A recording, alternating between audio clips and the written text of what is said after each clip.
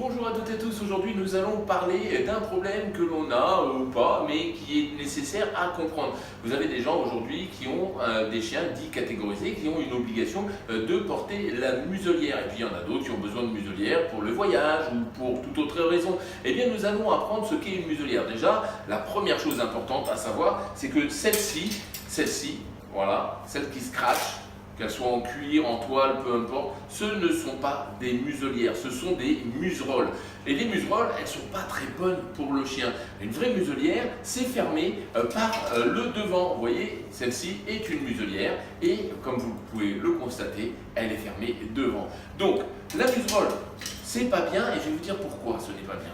Pour la simple et bonne raison qu'un chien, lorsqu'il fait de l'exercice, lorsqu'il a chaud, lorsqu'il est excité, eh bien, a besoin de saleté, c'est-à-dire qu'il ouvre la gueule pour faire ce qu'on appelle entrer de l'air, faire une circulation d'air afin, eh bien, tout simplement de rafraîchir son corps. Et celle-ci empêche tout simplement le bon fonctionnement, en tous les cas, de votre chien et de sa respiration. Allez.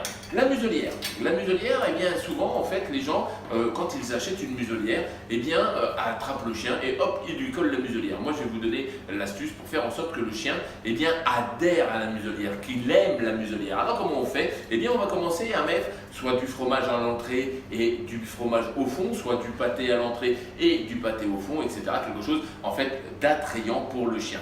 Vous allez présenter la muselière, votre chien va adorer le pâté et le fromage, et donc il va venir mettre sa tête dedans pour attraper ce qu'il y a au fond.